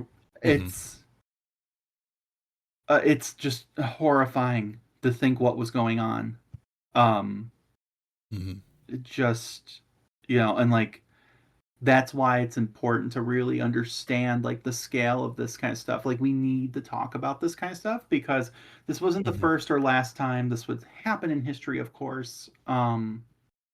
We could make comparisons, and especially with this like orphanage and stuff, like there's comparisons that could be made in the like far greater, more industrialized setting of like the Holocaust, right? Hmm. Where kids were also being experimented on, tortured, and things like that, and forced to confess to things, right? Hmm. You saw it. It's tragic. Um, Absolutely. and yet, if we don't talk about it because it's too horrifying to think about, and we go like, well, we would never do that, you're missing the point. Hmm. No one thought that his own uncle probably never thought this would happen either. I can't imagine you would. I mean, he was a bad dude too, from what it sounds like. Well, maybe a little more politically savvy, but like he was definitely like, I'm going to change it from within. We're going to educate. We're going to, and there were some people who were Hmm. executed, right? But it's like, I'm going to do all this other stuff to make the other guy look bad. And Hmm. I'm sure he would have been horrified, but like, or maybe not. I mean, he did educate his own nephew. Would he, if he had been alive, would he have admitted that he created that, or that was even wrong, It's. or would he I mean, just there's no way to tell. or would he just quietly accept it, like you see today, even politically? People who groomed the next generation of like ultra, you know, fascists and things like that were originally like, their generation before were just like ultra conservatives, Hmm. who would have a decade ago been appalled, but like now sit quietly. They go, I don't really agree with it, but so mm, who knows? It's impossible to tell, really. Mm-hmm. It's something we can only speculate on. Mm-hmm. If any single fact demonstrates how completely the Wurzburg machine escaped ordinary human calculation, how thoroughly it stopped operating as a tool wielded by Philip Adolf and started operating as a system that consumed whatever entered its path, including the Prince Bishop's own family, it's the case of Ernst von Erberg. Ernst was Philip Adolph's own nephew, a young relative of the very house whose confessional discipline the bishop had spent his life defending. He was accused of witchcraft, tried under the same procedures applied to every other defendant: the standardized interrogation, the pressure for names, the confession extracted under torture that the court's own logic required before a sentence could be passed, and convicted. He was beheaded and his body was burned, the same sequence of mercy then fire that the chancellor's letter describes for the noble pages executed in the courtyard. Blood relation to the Prince Bishop, the very qualification that had elevated Philip Adolf himself from a minor noble house to the seat of ecclesiastical princedom, offered his own nephew no protection whatsoever once the machinery of accusation turned in his direction. It's difficult to know, at 4 centuries' distance and with the thin documentary recorded that survives, exactly what passed through Philip Adolph's privately when the case reached him. Whether he felt the accusation against his own blood as confirmation of just how deep the demonic conspiracy had burrowed into Franconian society, a vindication of his worst fears rather than a reason to doubt them, or whether some private crack of doubt opened and was never permitted to surface in any surviving document. The trial records that exist give us procedure, not psychology. But the fact that the case proceeded at all, that a prince bishop who held, by virtue of his office, absolute and unchecked authority over every court in his territory, did not simply quietly dissolve the proceedings against his own nephew, tells us something essential about how completely Philip Adolf had subordinated even his own family's safety to the logic of the system he had built. He had spent his life being remade by an uncle who prized doctrinal purity over blood loyalty. In the case of Ernst von Ehrenberg, he appears to have applied that same lesson to his own house, either because he believed it with total sincerity, or because reversing course, even for a nephew, would have meant admitting that the machine he had spent years perfecting could be wrong. Later retellings of the Wurzburg trial sometimes vary in the precise details attached to Ernst's case: the exact date, the exact relationship, the exact circumstance of his arrest. The way traumatic institutional histories often accumulate small variations as they pass through successive tellings.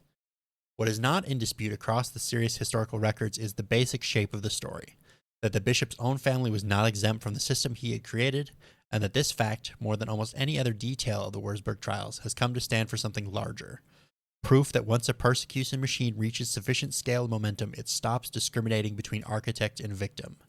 Power built a weapon that could not, in the end, distinguish its wielder's own blood from anyone else's. It's it gives kind of French Revolution vibes in that dark way. A little bit. Like it's like A little because bit. like there's the saying that like the revolution would eventually consume her own children. Like Hmm. and you think about like all the people who like start the revolution, like the more moderate people at the beginning, they end up dead. The Girondists, they end Hmm. up dead, because of Robespierre, and then Robespierre and his cohorts, they end up dead. It's like Hmm. everyone who thinks like I'm the revolution ends up dead. So like it's kind of similar in that whenever extremism in any scenario, this is what ends up happening, right? Um, Hmm. the aggregate members of the Würzburg trials, the 157 confirmed, the 219 estimated within the city, and 900 across the territory, carry a kind of numbing weight precisely because they are numbers, abstractions large enough to resist imagination. The surviving record occasionally lets individual lives surface out of that abstraction. It is worth dwelling on a handful of them. Not because they were more remarkable than the hundreds of names that did not survive, but that because they are what remained to stand for everyone the record that has otherwise erased. Consider the pattern the Chancellor's letter itself preserved, right? A Senate steward's two daughters, executed alongside their household maid. Three women, bound together not by any coherent theory or shared guilt, but by the accident of having lived together and worked under the same roof, so that one household's denunciation swept its entire domestic circle into the same proceeding. Once a servant confessed under torture to having seen her employer's daughters at the Sabbath, which is giving very much Tituba energy. Um, Hmm. and torture reliably produced exactly the names the interrogators expected to hear. There was no mechanism in the court's procedure for treating that confession with skepticism. The logic ran forward automatically. Accusation, arrest, interrogation, confession, execution, and the production for the next round of names in the same breath as the last confession was extracted. Consider the apothecary's wife and her daughter, burned together with an innkeeper and 11-year-old boy, had no discernible connection to either of them beyond the coincidence of the execution calendar.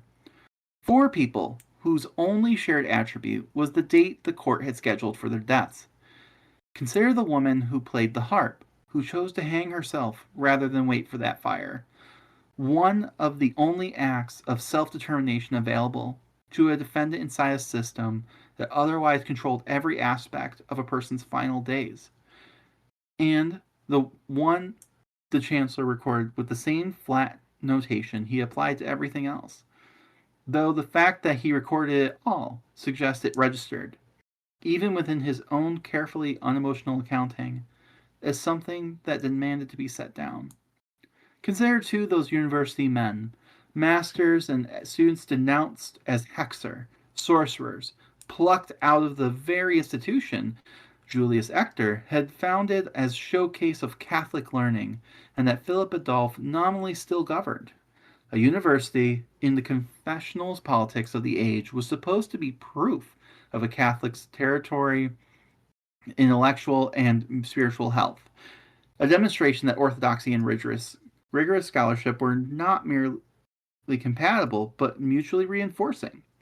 That the Wurzburg court instead treated the university as hunting grounds, that the men trained in theology and law, men whose entire vocation was the disciplined pursuit of true doctrine, could be tortured into confessing demonic pacts with the same procedural indifference applied to an illiterate servant, is perhaps the single starkest illustration of how completely the trials had inverted the very institutions Julius Ector and Philip Adolphe had built to demonstrate their Catholic superiority.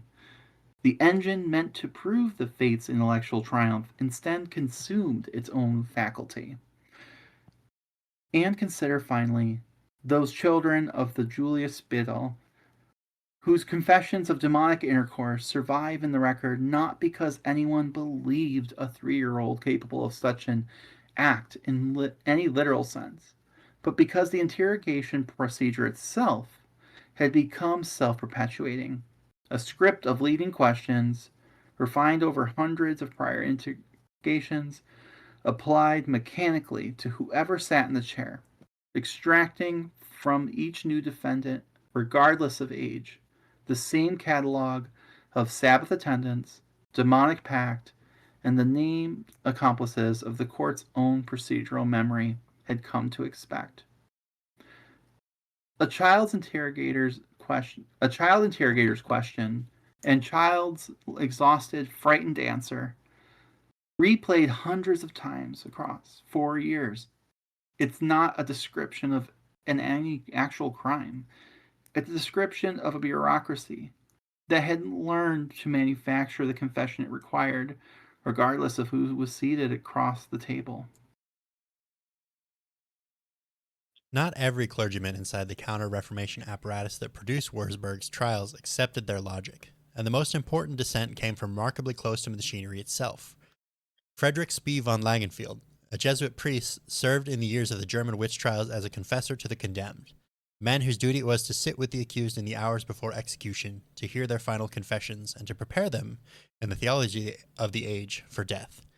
Spee's direct experience is most closely associated with parallel and comparably catastrophic trials at Wurzburg's neighboring bishopric of Bamberg, but the pattern he witnessed there was the same pattern operating in Wurzburg under Philip Adolf, generated by the same procedural logic of torture-extracted, name-producing confession. What Spee saw, sitting with the condemned in their final hours, broke something in his understanding of the entire system, and in 1631, the same year Philip Adolf died, he published anonymously and at considerable personal risk a work titled Cautio Criminalis, a systematic legal and theological argument against the use of torture in witchcraft prosecutions. His central claim was devastatingly simple and, within the logic of the courts he had watched operate, essentially unanswerable. The torture did not reveal truth, it manufactured whatever confession the interrogator required, and that a system built to extract confession under torture and then extract further names from that confession would, by the pure mechanics of its own procedure, eventually accuse anyone at all. He had watched it happen. He reportedly said to those who asked him how his hair turned white so young that it was the effect of accompanying condemned witches to the stake. Women he had come to believe, through nothing more than sitting beside them and listening, were innocent of the crimes their confessions described. Spee's book did not stop the Wurzburg trials. It was published the same year Philip Adolf died, arriving too late to alter his own conduct. But it became, in the decades that followed, one of the most influential documents in the slow European retreat from mass witch persecution, cited by jurists and princes across the empire as they gradually dismantled the legal architecture that had made trials like Wurzburg's possible. It is worth setting Spee's story beside Philip Adolph's own, because the two men were, in the most literal sense, products of the same institutional world. Both raised inside the Counter-Reformation Catholic apparatus, both formed by Jesuit education, both operating in the same corner of the empire during the same catastrophic years. One used that formation to build a machine that killed 900 people. The other, formed by an almost identical set of institutions, used his position inside the same machine to watch it closely enough and honestly enough to recognize it as a lie, and then risked his own safety to say so in print. The two trajectories, springing from such similar soil, are perhaps the clearest evidence available that Wurzburg trials were an inevitable product of Counter-Reformation Catholicism and such, but a specific contingent catastrophe produced by specific men making specific choices about how much weight to place on a confession extracted from a screaming prisoner. I mean, the thing is like, I don't know. Like, great that he waited till after the guy in charge of it all died to say something. But I also don't know how far it would have gotten if he had said something sooner. Maybe that's why he lived, right? Mm-hmm. But I mean, it's like, God, like, to me, like, that doesn't absolve your guilt, right? Like, I'm glad you finally did the right thing, but like, and hopefully it helped end it for future generations, but there's still 900, like, you still were like, it's almost, I don't know, like, he believed, like, oh, I don't believe any of this is happening, but I'm still gonna kill you. Like, I'm still gonna let it happen. Like, in the construct of their own belief system and faith, like, God, like, he's got to be burning in hell, right? like you did, even though you saw these things happen, you didn't do anything. You didn't make yourself a martyr, I guess. I don't know. It's Hmm. It's complicated.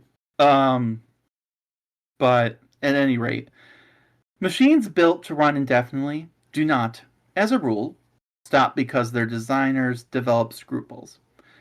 The Würzburg trials began to slacken in their final years for reasons that had almost nothing to do with mercy and almost everything to do with the collapsing strategic position of the Prince Bishopric itself. By 1629, the detailed execution records that had been kept with such bureaucratic precision through the trial's peak years begin to thin out. Not, historians believe, because the killing itself slowed in proportion, but because the administrative apparatus tracking it had been overwhelmed by its own volume. The clerks and record keepers unable to maintain the same meticulous documentations against an ever accelerating caseload. I mean, and they're also killing their own clerks and stuff, so, like you're running out of Hmm. people to write it down. The trials continued through 1630, with the contemporary letters describing renewed rounds of accusation, even as fatigue and administrative strain became evident within the system itself. But the larger currents of the 30 Years' War were shifting the ground beneath Philip Adolph's feet in a way no amount of confiscated property could have offset. The war, which had been the distant, draining financial burden Philip Adolphe inherited at his election in 1623 and 1624, was by 1630 becoming an immediate military threat to Franconia itself. Protestant Sweden, under King Gustavus Adolphus, who, story for another day, fascinating guy. He had, Hmm. short version, ends up dead. His crazy wife keeps his body in her room for like a year, and she snuggles with it. And his daughter ends up being Christina of Sweden, who is pretty intense. She likes to dress like a dude. Um, has female lovers. Becomes a Catholic. um, like it's a lot. She also doesn't like women, which A is weird. season in and of itself. Yeah, she's intense. But it's like, wow, like just weird the cameos going on here. Hmm. And this guy entered the war directly that year and began. And he was also known for being kind of a badass at war. Hmm. Entered the war directly that year and began a series of stunning, rapid military victories across northern and central Germany. The Swedish victory at Breitenfeld in September of 1631 shattered the Catholic League's field army and opened the road south into exactly the Franconian territory Philip Adolphe had ruled.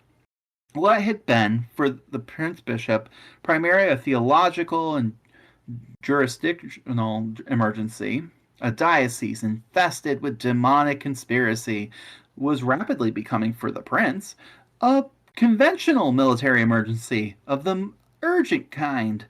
An advanced Protestant army with no reason to show mercy to the bishopric that had spent the previous decade burning suspected witches by the hundreds, many of them, by the court's own logic, guilty of consorting with exactly the kind of northern Protestant power now bearing down on Würzburg's walls. And I'm just going to say it, you know, these trials probably didn't help him prepare for this. Probably not. Probably not. The administrative machinery that had sustained the trials, courts, torturers, scribes, guards, the entire self funding apparatus that Philip Adolphe had legalized in 1627, began to be redirected by necessity towards fortification and military preparation instead. The bishopric had spent years marshaling its resources against an invisible enemy inside its own walls, now had to marshal those same resources against a visible one advancing from the north. And I mean, to be fair, this one I actually would be like, this one's a real one, guys. Like for real this time. Hmm. Like he gonna kill you. The persecutions did not end though, because Philip Adolphe renounced them. No. They ended because the war he had spent his entire episcopate financing through confiscated witch estates finally arrived. in the most literal sense at his own gates. And in my thought process, this was probably justification. He's like, see, they've summoned the army because they're Mhm. afraid. We have to prepare. It was, I'm sure he was giving, metaphors of the end times and everything like that, Oh, absolutely. and it's like you would think that this would hurt him, but I'm sure it did the exact opposite. Hmm.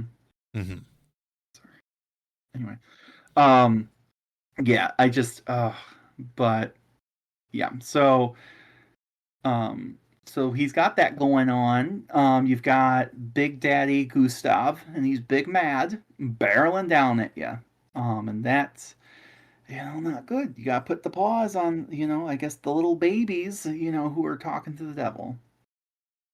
Hmm. Well, Philip Adolf von Ehrenberg died on July 16th, 1631. A death that arrived, whether by coincidence or by the accumulated strain of 8 years spent presiding over a war-drained territory and a self-devouring persecution machine, at almost the exact moment the strategic ground was shifting fatally beneath the bishopric he had ruled.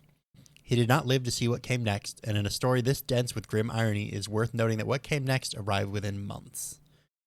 In early October 1631, barely 2.5 months after Philip Adolph's death, Swedish forces under Gustavus Adolphus occupied Wurzburg itself.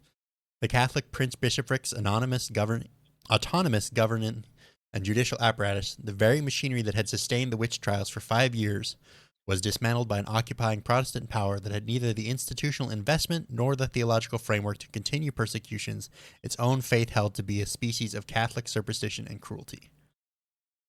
The trials, which had already been slowing under the pressure of war, stopped. Not because anyone inside the bishopric had concluded they were wrong, but because the entire apparatus that had made them possible, a Catholic prince-bishop's unchecked fusion of spiritual and secular authority, had simply ceased to exist, swept away by a foreign army with entirely different priorities. And There's a bitter symmetry. I was Go going ahead. to say, and I have the image in my head, it's like 2.5 months after he died, this literal embodiment of everything he hates undoing the system, and I'm like Mhm. literally rolling in his grave, and then like people like he pops up and people are like, he's the witch, and then they kill him too. you know it was always him. There's a fiction story to be written It there was somewhere. always him. It was always him. Hmm. Anyway, just but like there, I love it. Honestly, I do love the irony of it. It's like you Hmm. did all of this, and And it all literally, fell apart as and soon as you it died. came to pass anyway. It came to Hmm. pass anyway. There is a bitter symmetry worth naming plainly. The same 30 Years' War that had provided, in Philip Adolph's own theological framework, part of the justification for rooting out demonic conspiracy inside his walls, the sense of a Catholic territory besieged on every side, requiring total spiritual vigilance, was also the war whose military tide ultimately extinguished the trials it had helped fuel. The Swedish occupation itself brought its own catastrophe to Wurzburg, unrelated to witchcraft but scarcely less severe. The city's population was decimated by war, displacement, and the general devastation the 30 Years' War inflicted across Franconia in the years that followed, with the city's population roughly halved by mid-century when war, disease, and displacement were tallied together. Philip Adolph's death did not end Wurzburg's suffering. It simply ended one particular chapter of it, replacing a persecution machine with an occupying army and leaving the territory to absorb in sequence two entirely different catastrophes within the span of a single decade. His successors in the bishop's chair, once Catholic rule was eventually restored to Wurzburg after the war's end, did not resume witch persecutions at anything like the scale Philip Adolph had reached.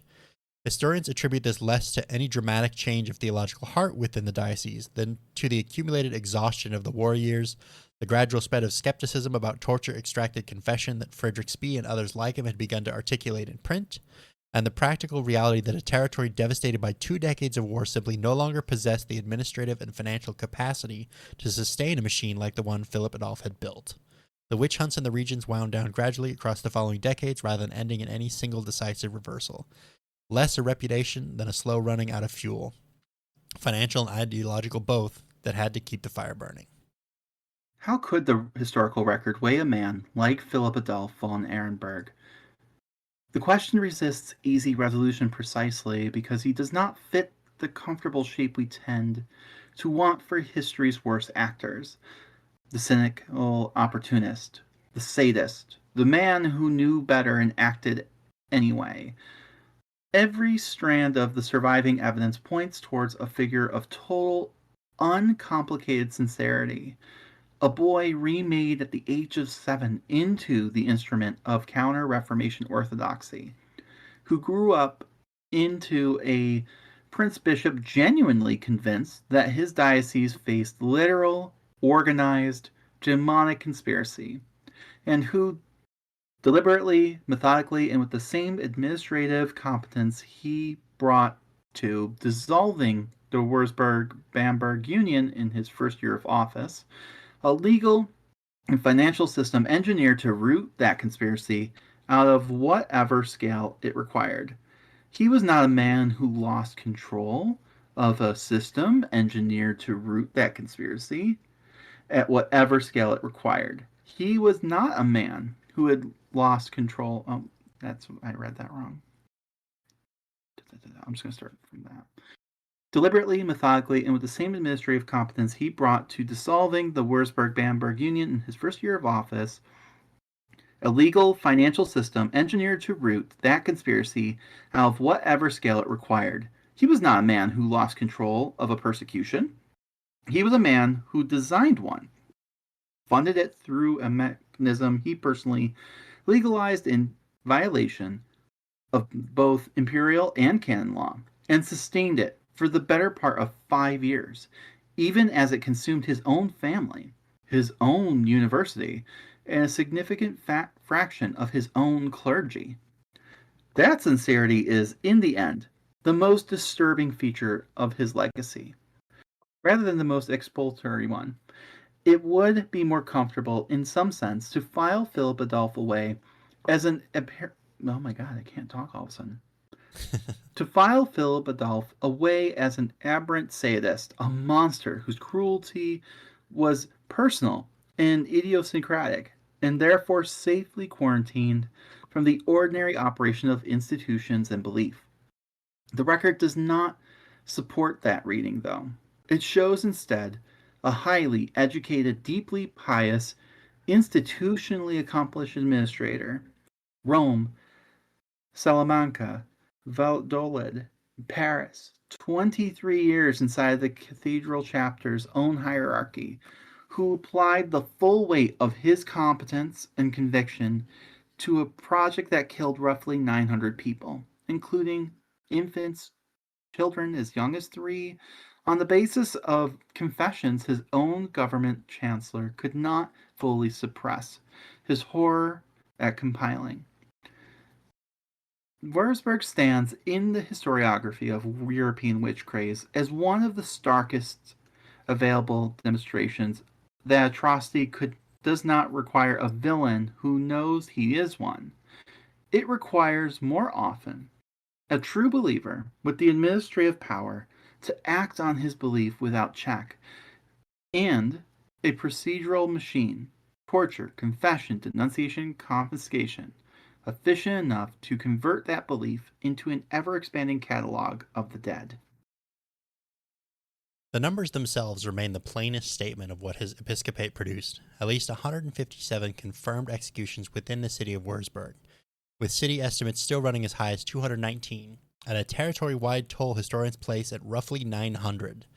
A death toll that puts Wurzburg among the small handful of largest witch persecutions anywhere in early modern Europe, comparable in scale to the trials at Trier, Fulda, and the neighboring Bamberg, which unfolded in almost exactly the same years under almost exactly the same conditions of war, confessional anxiety, and unchecked ecclesiastical secular power. Among those numbers, the Prince Bishop's own nephew beheaded and burned, 19 to more than 40 of his own priests, 40 or more theology students, at least 49 children under the age of 12, a university faculty consumed alongside its students, chancellor who could not stop himself from recording name by name exactly who had died, even as he continued outwardly to serve.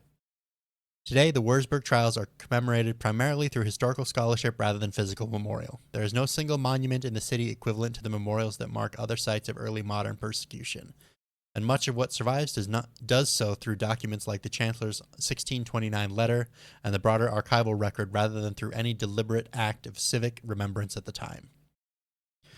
What the trials left behind, more durably than any monument, is a case study that historians of the European witch craze return to again and again, precisely because Wurzburg demonstrates with such stark clarity how completely the fusion of unchecked political and spiritual authority in a single office, combined with a self-funding legal mechanism and a war-driven climate of confessional paranoia, could produce a catastrophe of nearly industrial scale. A bureaucracy of death running on its own internal logic that a sincere and pious prince built with his own hands and could not, or would not, stop until war and his own death did it for him. Philip Adolf von Ehrenberg's own family line, the Aaron von Ehrenberg, died out within a generation of his death in 1631.